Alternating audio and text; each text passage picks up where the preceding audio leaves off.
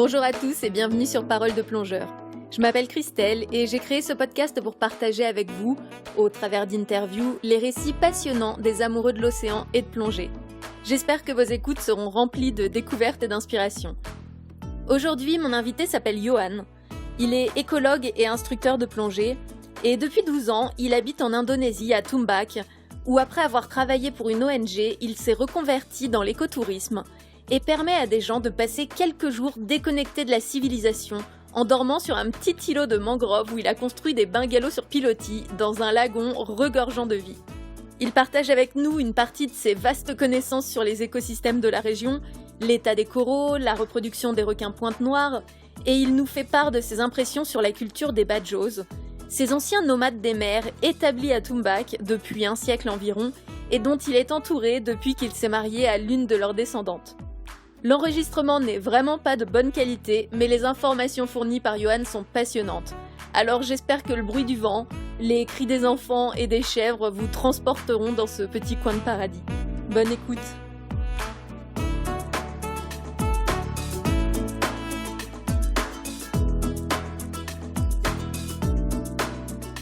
Bonjour Johan. Bonjour. Alors je te remercie de faire cette interview avec moi aujourd'hui. Donc même si les conditions d'enregistrement sont pas les meilleures, ça aurait été quand même tellement dommage de pas faire cette interview parce que j'ai pris contact avec toi sur les conseils d'un ami qui t'a rencontré en Indonésie et il m'avait pas menti, t'es vraiment un puits d'informations, un puits de connaissances et du coup tu vas nous raconter tellement de choses sur cet endroit où tu vis. Est-ce que tu pourrais déjà te présenter, nous expliquer où est-ce que tu vis exactement et puis comment tu es arrivé là-bas? Ok. Alors je m'appelle Johan Parizo. Je vis dans un petit village de pêcheurs Bajo sur l'île de Sulawesi en Indonésie. Alors Sulawesi, c'est une des 5 grandes îles de l'archipel indonésien. C'est une île qui fait quasiment la taille de la France, donc c'est pas un petit caillou perdu. Et donc le village de Tumbak, c'est un village de Bajo qui est à peu près à 3 heures de route de la ville de Manado, qui est la capitale du nord de Sulawesi. Et donc je suis arrivé là-bas il y a 12 ans maintenant. D'abord dans le cadre de mon stage de master d'océanographie. J'ai fait un stage en fait avec l'ONG Acropolis. Et après j'ai été salarié par cette même ONG et j'ai travaillé avec eux pendant plusieurs années. J'ai rencontré ma femme qui est originaire de Tumbak. Je suis marié en 2010 et maintenant je vis là-bas depuis 2008 en fait. Voilà, mon travail avec l'ONG maintenant elle est terminée puisque l'ONG par manque de moyens elle a fermé en fait. Moi à partir de là, comme je vivais sur place que je voulais pas rentrer en France, je me suis reconverti dans l'écotourisme pour faire ce que je fais maintenant. Voilà, très rapide. Alors, je vais commencer en te posant quelques questions sur tes connaissances des écosystèmes parce que quand tu travaillais pour Acropolis, une de tes missions en tant qu'écologue, c'était notamment d'étudier les écosystèmes de la région. Et donc je me demande qu'est-ce que tu as appris, qu'est-ce que tu peux nous dire des écosystèmes de Tumbak, de l'état des coraux à Tumbak? Dans le cas de Tumbak, on est sur un milieu qui est de mieux en mieux. C'est assez rare malheureusement à notre époque et du coup c'est intéressant de pouvoir le souligner, c'est que ici on est sur un milieu qui est en pleine régénération. Donc aujourd'hui les récifs sont en bien meilleur état que quand j'ai fait mon état des lieux il y a 12 ans maintenant. Donc alors ça il y a plusieurs choses qui permettent de l'expliquer. La première chose c'est la forte diminution de la pêche à l'explosif. Je dis diminution parce que malheureusement il y en a encore un peu, dans des proportions qui sont bien moindres que ce qui s'est fait par le passé. C'est pour ça que mon ONG était là. C'est un village de pêcheurs à la bombe. Donc c'est un milieu qui a été très dégradé, on va dire pendant 40 ou 50 ans, parce que la pêche à explosifs s'est développée en fait pendant la Deuxième Guerre mondiale. Parce que, voilà, bon, la région a été le théâtre de certains combats pendant la guerre du Pacifique, puisque le Japon avait occupé l'Indonésie. Donc les gens ici ont appris à pêcher à la grenade avec les militaires. C'est comme ça que ça a démarré et après ils ont appris à fabriquer des bombes artisanales à partir d'engrais agricoles. Et donc ça, ces pratiques-là, elles se sont répandues un peu partout en Indonésie via les Bajos surtout. Et ça a fini par diminuer fortement. Alors il y a plusieurs facteurs qui pourraient expliquer ça. Bon, il y a eu beaucoup d'accidents, malheureusement, on va dire, la sélection naturelle a fait le travail, c'est-à-dire que énormément de gens qui pêchaient comme ça se sont tués. Et aussi parce que bon, c'est devenu interdit, qu'il y a eu des arrestations. Mais surtout, en fait, ce qui a surtout fait que ça a quasiment disparu, c'est que d'un point de vue économique, c'est absolument plus rentable. C'est-à-dire qu'on n'a plus les stocks de poissons qu'on avait il y a quelques dizaines d'années. Les engrais pour fabriquer les bombes, c'est devenu compliqué à trouver parce que ça passe par du marché noir, hein, c'est illégal d'acheter ça. Donc du coup, c'est une activité qui est risquée et très peu rentable. Bon, il y a des gens, on ne sait pas trop pourquoi, ils ont décidé qu'ils continueraient à le faire. Mais bon, globalement, on est sur une activité qui est en train de disparaître. Et donc du coup, cette pression qui était énorme sur les récifs, elle a quasiment disparu. Et donc du coup, le récif, il est en train de se régénérer. Donc il faut un peu de temps, mais globalement, en une dizaine, quinzaine d'années, si on arrête de péter les coraux, on récupère une couverture corallienne qui est très bonne. Donc toi, comme tu le disais, quand Acroporis est parti, tu t'es reconverti dans l'écotourisme et tu as créé ces bungalows sur pilotis, sur ce petit îlot, en fait, sur cette mangrove. Est-ce que tu peux nous expliquer comment tu as fait ça, nous expliquer ce que c'est une mangrove et comment tu as pu construire au final des habitations en plein milieu de la mer grâce à ça? Donc nos bungalows sur pilotis, en fait, ils sont construits autour d'un îlot de mangrove, mais cet îlot de mangrove, il n'est pas artificiel, hein, il est naturel. C'est une mangrove qui pousse naturellement au milieu du lagon qui est en face de Tumac. Alors c'est inhabituel parce que normalement les mangroves, même si elles poussent dans l'eau de mer, donc en fait des mangroves c'est des forêts qui poussent en milieu marin, mais elles ont quand même besoin d'un apport en eau douce en fait. C'est-à-dire que la plupart du temps, on va les trouver sur les côtes, au niveau des estuaires, ou là où il y a des pentes où le ruissellement des eaux de pluie suffit en fait à apporter un peu d'eau douce pour que ces mangroves puissent se développer. Donc d'avoir vraiment une mangrove comme ça en plein milieu de la mer, ça veut dire que très probablement en fait il y a une source d'eau douce qui filtre dessous, parce que elle devrait pas être là en fait. Donc du coup voilà, on s'est installé là parce que le site est intéressant, il est entouré de récifs, il est entouré d'herbiers, de mangroves. Donc ça nous fait un petit échantillon de tous les écosystèmes côtiers marins qui existent en Indonésie. Et à côté de ça, on organise beaucoup d'excursions de snorkeling, on fait aussi de l'apnée et de la plongée. Alors, du coup, quand on vient plonger à Tumbak, à quoi est-ce qu'on peut s'attendre? Est-ce que tu peux nous parler de la plongée là-bas? Alors, la plongée à Tumbak. Alors, déjà, juste avant de commencer, moi, quand je parle de plongée, je parle pas seulement de plongée bouteille. Ça inclut le snorkeling, l'apnée et la plongée bouteille. Donc voilà, c'est différents moyens d'explorer les fonds marins. Et voilà, chacun a ses avantages, ses inconvénients. Et voilà. Alors au niveau saison, nous on a ouvert toute l'année. C'est-à-dire que on a un climat équatorial, donc globalement le climat il est homogène toute l'année. On n'a pas de saison sèche en fait. Donc on a une saison des pluies qui dure de janvier à décembre. Donc alors après il y a quand même une saison qui est un petit peu moins propice. Alors malheureusement pour nous c'est juillet-août et un peu la haute saison puisque c'est la saison la plus venteuse en fait. C'est là où on a les conditions de mer qui sont les plus difficiles. Alors c'est pas dramatique parce que on est dans un lagon, donc tous les sites de snorkeling, on va dire, plus de la moitié des sites sont toujours accessibles puisqu'ils sont dans le lagon et donc protégés, donc ça nous embête pas énormément. Pour la plongée, c'est un petit peu plus embêtant, mais bon, en plongeant tôt le matin, etc. Bon, c'est un peu plus sport, mais les plongeurs expérimentés, ça se fait très bien, il y a pas de souci. Bon, c'est quand même aussi la période de l'année où il y a le plus de choses à voir dans l'eau. Il y a pas mal de nutriments qui remontent. Les pêcheurs peuvent moins pêcher. Du coup, les poissons sont un peu plus tranquilles. Donc, il y a quand même pas mal de vie à cette heure de l'année dans l'eau. Alors, qu'est-ce qu'on peut voir à Tumac? Alors, ce qui est vraiment le point particulier à Tumac, c'est la diversité des sites. C'est-à-dire que sur une toute petite zone, on va trouver quasiment tous les types de sites qu'il est possible. On a des tombants, on a des platiers, on a des fonds rocheux, on a de la mug dive aussi pour ceux qui connaissent, des fonds vaseux. Donc c'est vraiment très très diversifié. On a des jardins de coraux durs, des jardins de coraux mous, on a des mix des deux, on a vraiment beaucoup de choses variées. Ce qui fait qu'on a une diversité en coraux qui, moi j'ai jamais vu ailleurs. J'ai vu des sites aussi beaux dans d'autres endroits. Par contre, une telle diversité de sites sur une aussi petite zone, moi je l'ai pas rencontré ailleurs encore. Et sinon, bon, c'est une zone qui est quand même très pêchée, donc faut pas s'attendre à avoir beaucoup de gros poissons, même si on a beaucoup de requins.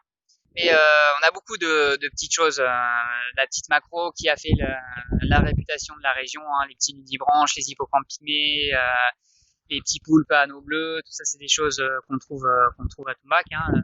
Toute la diversité typique de l'Indonésie, elle est présente. Voilà. Alors, la température de l'eau, elle varie entre 26 et 30 degrés.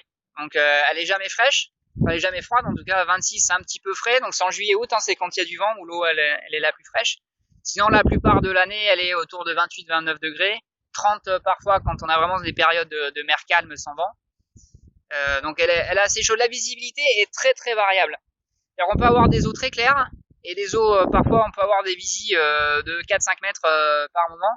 Ouais, ça dépend beaucoup des pluies en fait. Quand il pleut beaucoup dans les montagnes, comme il y a beaucoup de rivières, et ben l'eau peut être assez trouble. Et bon, ça c'est pas prévisible. Ça dépend vraiment de la météo qu'il y a fait dans les jours précédents. Il y a beaucoup de matière organique en suspension, ce qui explique que on a des champs de coraux mous à la surface, on a des gorgones, des jardins de gorgones dans pas d'eau, des jardins de gorgones qui démarrent à 1 mètre. On a une faune fixée qui est très riche grâce à ces nutriments, mais ça se paye un peu par une visibilité qui est pas aussi bonne que dans d'autres endroits. Mais bon, elle est souvent autour de 15-20 mètres quand même. Hein. Mais on est loin, ouais, des 30 ou 40 mètres de visibilité qu'on peut trouver à Bunaken par exemple, ou dans certains autres endroits. Je sais qu'à Komodo, ils ont des visibilités qui sont assez exceptionnelles. Nous, elle est bonne sans être exceptionnelle.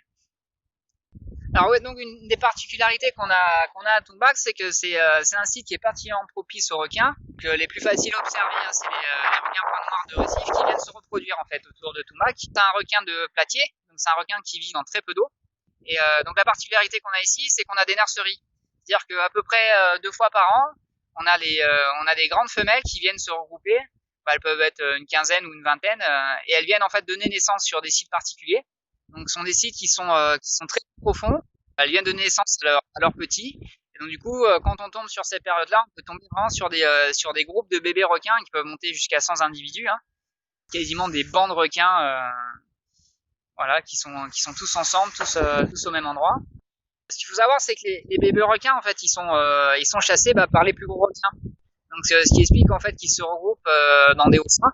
Ça leur permet d'être à l'abri des plus gros requins qui viendraient s'attaquer à eux sinon. Et aussi parce que l'eau chaude leur permet de mieux digérer, de grandir plus vite, etc. On a ces sites très peu profonds où ces bébés requins ils viennent se regrouper, ils se mettent à l'abri des prédateurs et ils font leur croissance. Donc ils sont présents en plus ou moins grand nombre, mais on a toujours des jeunes requins qui tournent sur ces sites entre 20, 30 jusqu'à 50, 60, 100 individus suivant les périodes d'année. Et ils font entre 40 cm pour ceux qui viennent de naître et 90 cm à 1 mètre pour les plus grands. Et juste avant qu'ils atteignent l'âge adulte, quand ils sont adultes, après ils vont bouger sur d'autres sites. Les requins adultes, on sait aussi où ils sont, on les a sur des sites qui sont un petit peu plus profonds. Les requins adultes sont beaucoup plus difficiles à voir, ils sont beaucoup plus farouches. Quasiment impossible à voir en plongée bouteille, parce qu'on fait beaucoup trop de bruit. Par contre, en apnée, on arrive à voir ces requins points noirs qui font 1m50, 1m80 parfois. J'imagine que possédant un master en océanographie et puis en vivant juste à côté de cet endroit où les requins mettent bas, tu dois être intéressé à la question de la reproduction des requins. Est-ce que tu pourrais nous en dire plus ? Alors oui, les requins, on trouve tout en fait chez les requins. Il y en a des vivipares, des ovipares et des ovovivipares. Donc les requins points noirs là qui nous intéressent, ils sont vivipares, c'est-à-dire qu'il y a accouplement entre le mâle et la femelle. Et les petits donc se développent dans les utérus de la femelle, parce que les requins ont leurs organes reproducteurs en double. C'est-à-dire que la femelle requin a 2 utérus, et donc chez les requins points noirs, en fait, les bébés requins se développent dans les utérus de la femelle, et puis à un moment il y a, on parle pas proprement parler d'accouchement, hein, parce que ce sont pas des mammifères, mais il y a mise barre, c'est-à-dire que à un moment la femelle requin expulse les bébés requins et dans le milieu. Et donc les bébés requins, ils sont autonomes à la naissance. C'est-à-dire que les femelles requins ne s'en occupent absolument pas. C'est-à-dire qu'ils sont autonomes. Les femelles, quand elles viennent de donner naissance, elles traînent quelques jours encore dans les sites. On m'a souvent demandé, c'est pas dangereux de tomber sur les mamans requins à ces moments-là, etc. Elles sont pas agressives et tout. Bah pas du tout. C'est même le contraire en fait. puisque comme contrairement aux mammifères, les femelles requins ne s'occupent pas des petits. C'est-à-dire que la sélection naturelle a fait qu'au moment où elles donnent naissance, elles arrêtent de s'alimenter. C'est-à-dire qu'elles sont sur des périodes où elles ne chassent pas, pour justement ne pas s'attaquer à leur progéniture, parce que un requin même, il y a du cannibalisme chez les requins, donc un gros requin n'a aucun scrupule à s'attaquer à un juvénile de la même espèce. Donc du coup, la sélection naturelle a fait que les femelles requins, au moment de donner naissance, elles se nourrissent pas, donc elles sont très placides. Au contraire, elles sont beaucoup plus faciles à observer et à approcher qu'en temps normal. Tu me disais aussi précédemment que vous avez beaucoup de serpents, ces fameux tricorayés, les serpents rayés noir et blanc. Alors, on a pas mal de serpents de serpents de mer. Alors eux, ils vivent dans la mangrove. Et comme on s'est adossé à leur maison, on a pas mal de serpents de serpents de mer. Ils sont inoffensifs, hein. Ça fait toujours peur parce que c'est des serpents, puis tu lis partout, qui sont venimeux, qui ont un venin excessivement puissant, etc. Alors c'est vrai, mais c'est un serpent qui n'a jamais mordu l'homme. Et en fait, c'est des animaux qui n'utilisent leur venin que pour chasser. En fait, souvent les animaux qui ont un venin très puissant, il est dédié à la chasse et pas à la défense. Et comme ça coûte en termes d'énergie énormément à l'animal de fabriquer son venin, et généralement dans son comportement, il ne va pas mordre pour se défendre. Jamais. En fait, un serpent de mer, s'il mordait pour se défendre, il va se condamner à mourir de faim. Parce qu'il va pas pouvoir aller chasser. Surtout cette espèce-là, comme sa proie unique, c'est les murènes. Il ne mange que des murènes. Et les murènes, voilà, c'est une gueule pleine de dents, c'est presque aussi gros que lui, donc il peut pas se rater. C'est-à-dire que il a que son venin pour lui, en fait. Donc du coup, la sélection naturelle fait que ces serpents-là ne mordent jamais pour se défendre. Et même si tu les emmerdes, même si tu fais tout ce que tu veux, moi ça m'est arrivé par accident de marcher dessus une ou deux fois. Des fois tu les croises dans l'eau, quand ils remontent respirer à la surface, ils sont éblouis par le soleil, ils te rentrent dedans, ça peut arriver, hein, ça surprend. Mais jamais, ils ne mordent jamais. Et donc du coup, ça impressionne, mais il n'y a pas de danger. Mais tu me disais que des fois, tu avais des clients qui retrouvaient des serpents au niveau des bungalows. Ça veut dire qu'ils vivent aussi en dehors de la mer? Alors c'est un serpent marin, mais il a une partie de sa vie qui est terrestre. En fait, nous, ils montent. En fait, curieusement, on suppose, hein, c'est ce qu'on a observé, c'est qu'on les voit essentiellement quand on a eu de la pluie. Et on les a déjà vus en fait boire dans les flaques d'eau sur les pontons. Des fois, c'est des petites flaques d'eau et en fait, ils boivent là-dedans. Donc en fait, même s'ils vivent en mer, ils ont besoin d'eau douce. Et ils pondent leurs œufs aussi à terre, généralement dans les troncs d'arbres et tout. Ils sont dans les mangroves en fait. Ils changent le pot aussi. On trouve régulièrement des mues, des vieilles peaux de serpent, souvent dans les arbres. Hein. La plupart du temps, ils sont dans les arbres. Alors, est-ce qu'il y a un moment, une plongée qui t'a vraiment marqué? Ta plongée la plus mémorable, ce serait laquelle? Alors ouais, c'est une question difficile parce que il fait quand même plusieurs fois des belles rencontres. Si je vais en garder qu'une, je pense que la plus marquante, ça m'est arrivé, il y a 2 ans, je pense. J'étais avec des potes, non, c'est vraiment des potes, hein, pas avec des clients. On était sur une sortie d'apnée et là on est tombé sur un orque. Tu te dis non mais je suis sur les tropiques, il devrait pas y avoir ça ici. Mais si, il y en a dans toutes les mers du monde en fait. J'avais déjà entendu dire qu'il y avait des orques dans la région, mais voilà, j'en avais jamais vu. Donc on a cet orque mâle, hein, pas le petit, en plus vraiment le grand format avec ailerons de 2 mètres de haut, etc. Et on a eu la chance en plus de le voir vraiment dans l'eau. C'est-à-dire que bon, des fois c'est des choses que tu vois déjà, c'est déjà exceptionnel de les voir depuis le bateau. Et là en fait c'est arrivé que, alors moi j'étais sur le bateau, mes potes étaient dans l'eau, et il y a mon beau-père qui crie baleine, et je me retourne, je vois le souffle, je sais pas moi, à 10 mètres du bateau quoi, vraiment à côté, et je vois cet aileron absolument immense qui fait ma taille quoi. Hein. Il était à côté de moi, j'étais debout sur le bateau, il faisait ma hauteur. Donc là, j'ai pris mes palmes, mon masque, j'ai sauté à l'eau, j'ai rejoint mes potes, il a fait une plongée, il est ressorti 5 minutes plus tard à côté de nous, on a pu nager 1 ou 2 minutes avec, et après il est parti. Et, voilà, j'ai déjà vu des gros requins, j'ai déjà vu des animaux, enfin d'une taille, mais je me suis jamais senti aussi petit. Là, on entre dans une autre échelle, quoi. Donc voilà. Sinon, d'autres rencontres quand même assez exceptionnelles. Une fois, on a sauvé un requin baleine qui s'était échoué dans la mangrove derrière le village. Je sais pas comment il s'est perdu. Il s'est retrouvé échoué à marée basse dans la mangrove. On a réussi à le tracter avec mon bateau pour le remettre à l'eau. Ça, c'était assez chouette. C'était parmi mes premiers clients en plus. C'était vraiment cool. Une expérience assez unique aussi. Voilà. Après, il y en aurait d'autres. Après, bon, c'est des rencontres, on va dire, plus classiques.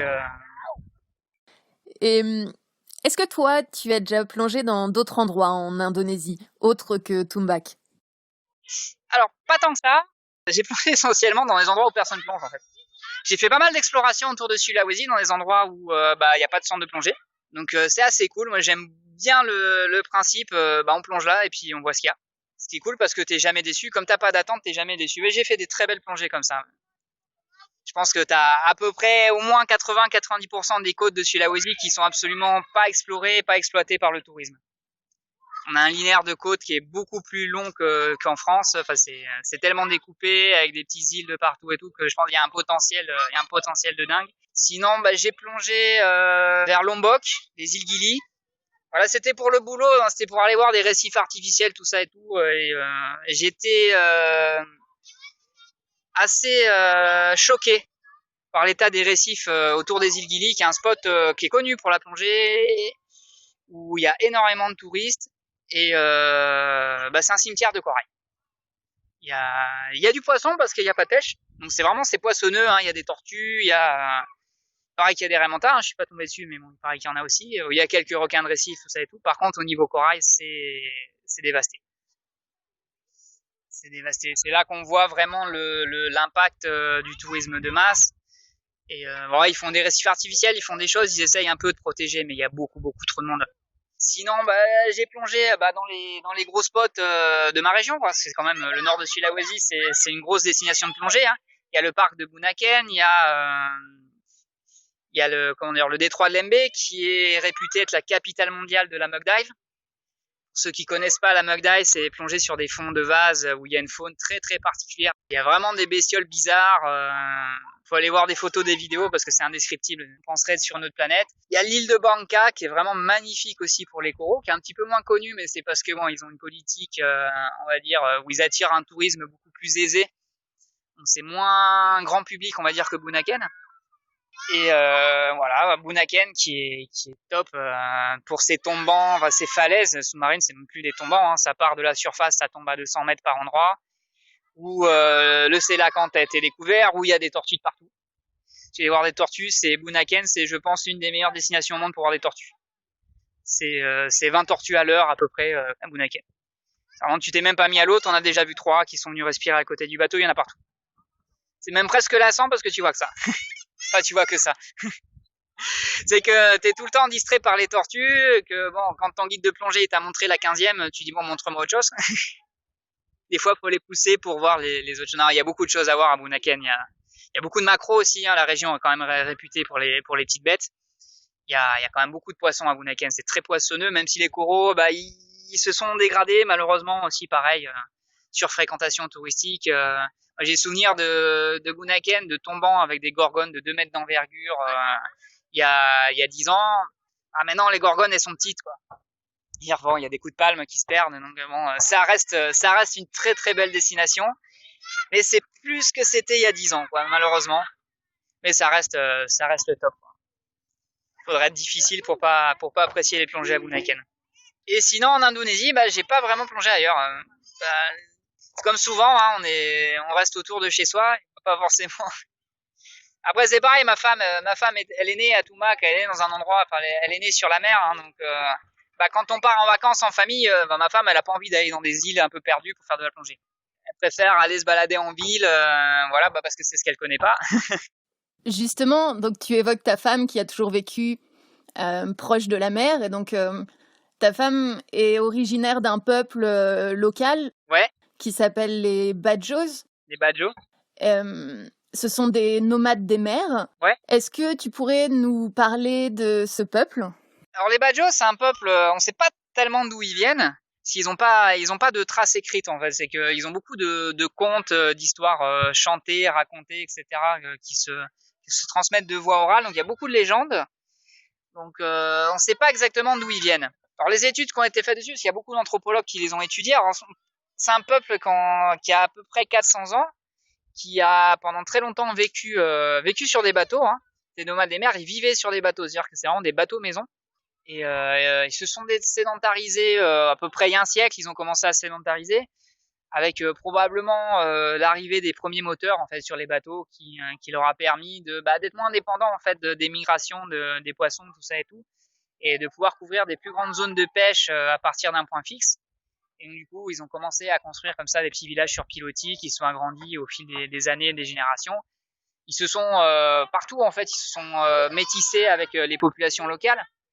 En fait, Badjo, c'est plus une culture, un mode de vie que vraiment un peuple en fait. En fait, ce qui est assez marrant chez les Badjo, c'est une société qui est musulmane, hein, mais contrairement à l'image qu'on a des sociétés musulmanes, c'est une société qui est plutôt matriarcale. C'est-à-dire qu'en fait, c'est les femmes qui gèrent le foyer, et souvent en fait les femmes restent dans leur village et les hommes viennent de l'extérieur. En fait, souvent les hommes dans les villages Badjo, ils sont pas originaires du village où ils vivent. Alors ils sont parfois Badjo d'autres villages, mais parfois ils sont pas du tout Badjo. Donc à Tumbak, t'as, je pense, des gens qui viennent d'à peu près, mais toute l'Indonésie. Et souvent, voilà, c'est les femmes qui sont originaires d'ici, c'est elles qui gèrent toute l'économie d'ailleurs. Hein. L'intégralité des commerces est tenue par les femmes. Il n'y a aucun homme qui tient un commerce à Tumbak. C'est uniquement les femmes qui gèrent le business. Les hommes vont en mer, ils vont pêcher, ils ont des activités, mais voilà, c'est essentiellement les femmes qui gèrent toute la partie économique, qui gèrent la maison. Clairement, c'est pas les hommes qui font la loi à la maison. C'est des peuples de marins, hein, donc les hommes ils partent souvent pour des longues périodes en mer, donc elles ont l'habitude de tout gérer. Hein. Donc voilà, c'est une société un peu particulière au niveau de l'organisation sociale. Et puis c'est très très communautaire. C'est très familial. Le quartier où je vis, tous les voisins, c'est les oncles, les tantes, les cousins de ma femme. Hein. C'est une famille. Il y a quelques grandes familles dans le village. Toujours, mais toujours par les lignées maternelles en fait. Et qu'est-ce que tu peux nous dire sur leurs croyances, leur mode de pensée, leur rapport à la mer? Alors comme je disais, donc les Badjo sont musulmans, ils l'ont toujours été. Hein, apparemment, c'est pas quelque chose de nouveau. Hein. C'est un peuple qui a toujours été musulman. Donc ils ont tout un tas de croyances qu'on peut qualifier d'animistes. Donc ils ont un panthéon assez diversifié d'esprits, de démons de la mer, mais qui sont toujours néfastes. Ils n'ont pas d'esprits qui sont bénéfiques pour l'homme. C'est toujours des démons, des mauvaises créatures qu'il faut apaiser, dont il faut pas attirer la colère, etc. Parce que chez les musulmans, il est interdit de vénérer autre chose que Dieu. Donc voilà, c'est des choses qu'il faut apaiser. Donc ils ont paradoxalement, c'est des gens qui vivent de la mer, mais qui ont très peur de la mer, enfin très peur. Ils n'ont pas peur des vagues, ils n'ont pas peur des courants, ils n'ont pas peur du milieu marin. Ils ont peur de tout ce qui peut s'y trouver, qui est pas matériel, tout ce qui est immatériel, tout ce qui est le monde des esprits, etc. Lié à la mer est profondément maléfique. Et donc ils en ont peur. Donc par exemple les maisons Badjo, elles n'ont aucune fenêtre qui donne sur la mer. Les fenêtres donnent sur la terre, elles donnent sur la rue, mais côté mer, ça donne toujours sur. Les murs sont aveugles hein, sur le. Les maisons, c'est peut-être un peu loin, je sais pas si tu arrives à voir, mais il y a pas de fenêtre côté mer. Voilà, c'est une maison Badjo sur la plage et t'as un mur de béton. Les fenêtres, elles sont sur le côté. Voilà, ça c'est un autre truc qui est marrant. Tu vois, il y a des coquillages accrochés au mur. Ça c'est pour faire peur aux esprits. Voilà, ils accrochent des gris-gris, des porte-bonheur, voilà, souvent des coquillages, mais ça peut être des CD, ça peut être des poupées, des peluches, des trucs un peu moins typiques, mais. Et là, c'est quoi que tu me montres? C'est des maisons sur pilotis? Ouais, tu avec le petit radeau là pour aller à la maison. Ouais, donc du coup, il y a les deux à Tumbak, il y a des maisons sur pilotis et d'autres sur la terre ferme? Alors, ouais, à Tumbak, si tu veux, au départ, voilà, je peux te raconter un peu c'est plus de l'évolution de l'écosystème. C'est qu'en fait, si tu veux, voilà, la maison qui est là-bas au fond, avec la porte ouverte, je sais pas si tu arrives à voir, c'est chez moi, c'est chez mes beaux-parents. Alors c'est une maison que quand ma femme était gamine, était sur un récif. Et donc là où on est, en fait, on était sur la mer. C'était sur la mer, la première maison là qui est là. Moi, quand je me suis marié, c'est une maison qui était sur pilotis. Elle est toujours, sauf que les pilotis se sont ensablés. Et en fait, si tu veux, ce qui s'est passé, c'est que quand ils ont construit la route il y a quelques dizaines d'années, il y a 20 ou 30 ans, je sais pas exactement, hein, et ils ont fait des fondations qui fait que ça a bloqué, ça a modifié les mouvements de sable. Et du coup, en fait, on gagne 2 à 3 mètres de plage tous les ans. Les villages sans sable. Donc il y a plein d'endroits où l'érosion, ça enlève des côtes. Et nous, on gagne de la plage. Alors ça recouvre des récifs. Hein. J'ai vu des récifs disparaître comme ça. Hein. Est-ce que tu pourrais nous parler de quelques traditions qui se perdent ou qui perdurent? D'ailleurs, est-ce que les traditions sont plutôt bien conservées ou est-ce qu'elles disparaissent peu à peu?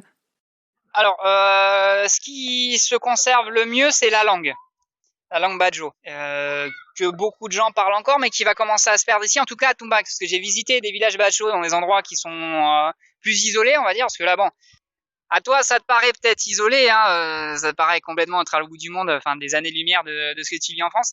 Et alors, ce qu'il faut voir quand même, c'est que ici, on est qu'à 3 heures de route de Manado, qui est une grande ville moderne avec les centres commerciaux. Enfin, moi, si je prends la voiture, dans 3 heures, je suis au McDo. Donc, c'est quand même des gens ici qui sont rentrés dans la société de consommation.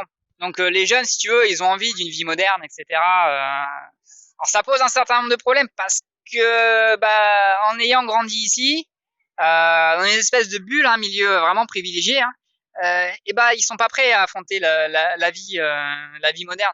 Il y en a beaucoup qui essayent d'aller travailler en ville, mais ils se cassent les dents parce qu'ils sont pas capables de s'adapter. C'est une particularité qu'ils ont, c'est qu'ils sont ultra grégaires. C'est-à-dire qu'ils font tout ensemble. Ils font jamais rien tout seuls.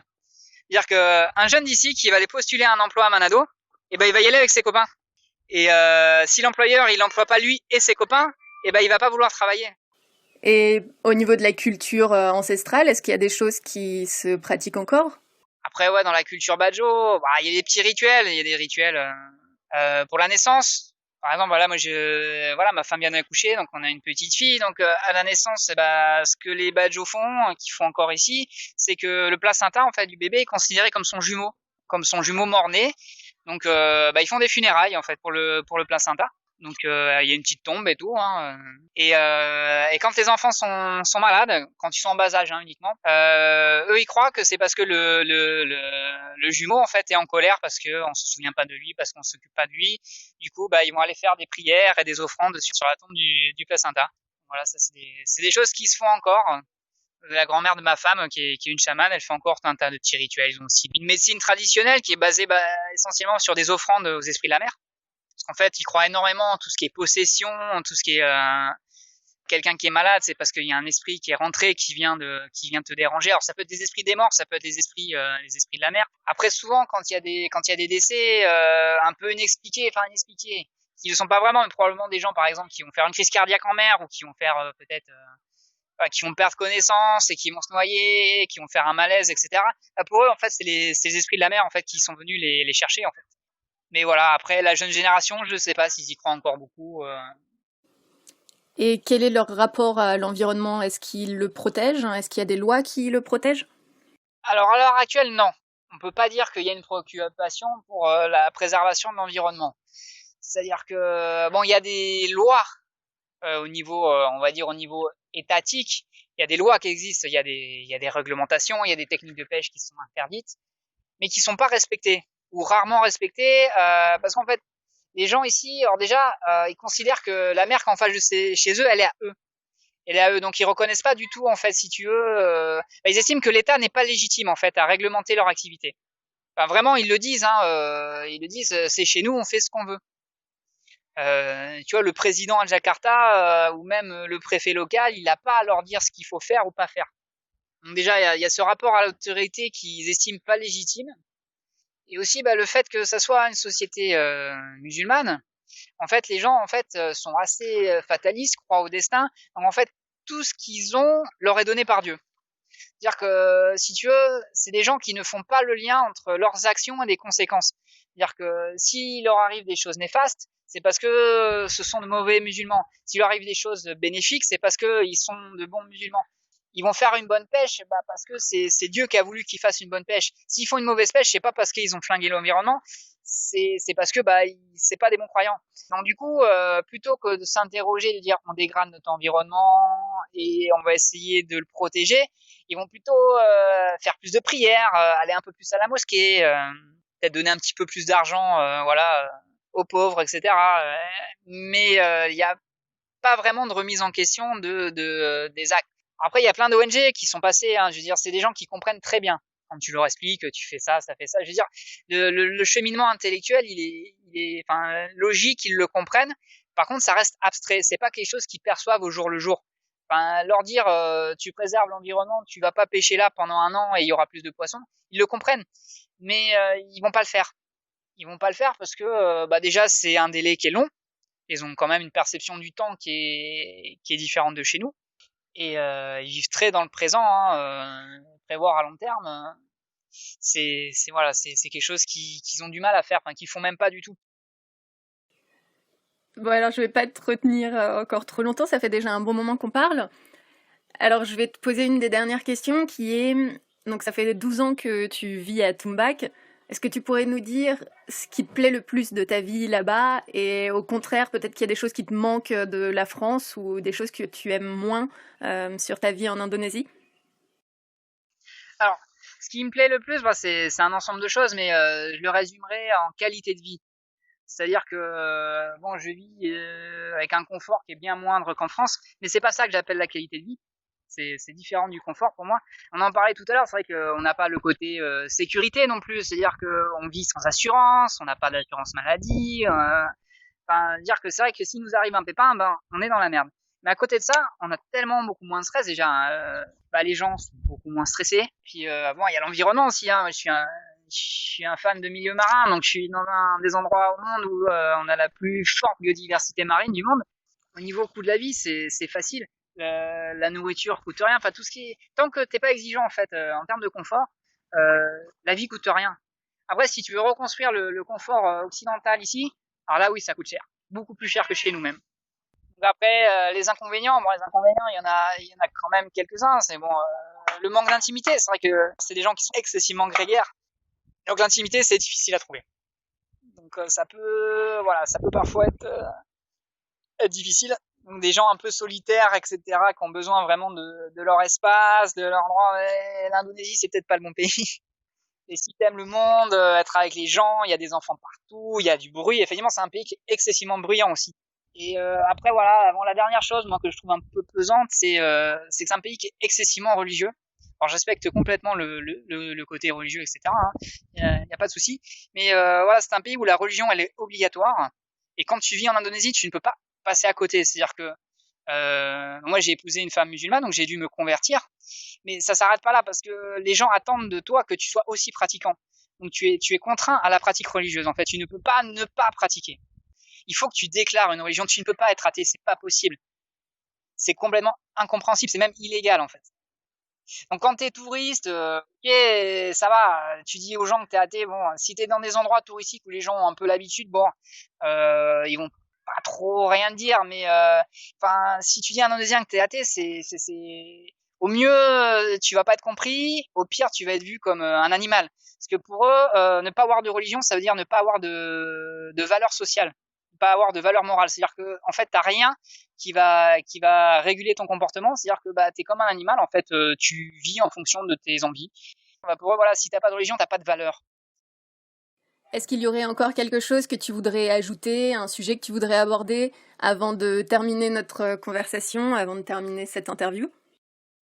Voilà, j'ai dû conclure. Voilà, l'Indonésie, c'est un pays qui est vraiment merveilleux. Des gens qui ont un accueil, une gentillesse, qui ont toujours le sourire, où on est très bien vu. C'est-à-dire qu'ils ont une image excessivement positive des Occidentaux.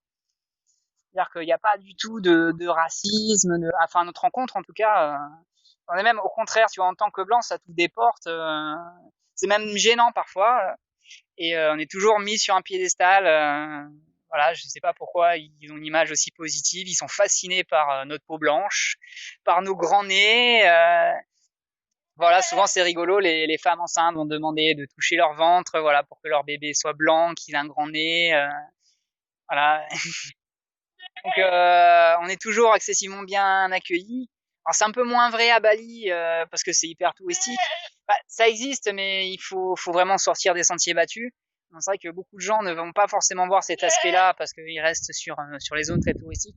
Mais l'Indonésien a une culture de l'accueil extraordinaire. Et puis ils ont une diversité culturelle qui est, pas partout, tu vois, ça pourrait être des dizaines de pays différents. En fait.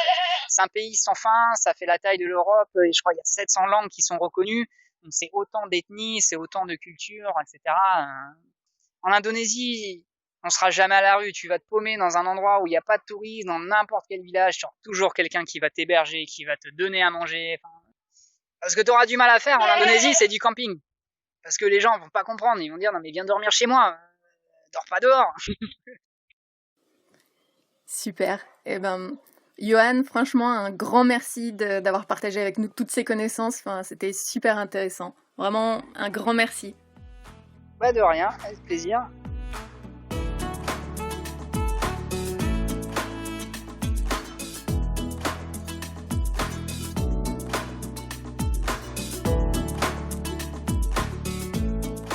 Voilà, cet épisode est terminé. Merci de nous avoir écoutés. Parole de plongeur, c'est un épisode toutes les 2 semaines, le mardi. Alors pour ne rater aucun épisode, abonnez-vous au podcast et surtout, dites-moi ce que vous en pensez. C'est ce qui va finalement m'aider à améliorer mes interviews. Vous pouvez aussi trouver des photos de mes invités et des informations utiles sur le podcast, sur la page Facebook Parole de plongeur et sur le site internet www.paroledeplongeur.com. Si vous avez une histoire à me raconter, que votre parcours peut inspirer les autres ou que vous souhaitez aborder un sujet en particulier, contactez-moi à info@paroledeplongeur.com. Un grand merci à Frédéric Brault pour l'aide qu'il m'apporte pour la réalisation de ce podcast. Et merci également à Sacha Ende qui a composé la musique que vous entendez. À très bientôt!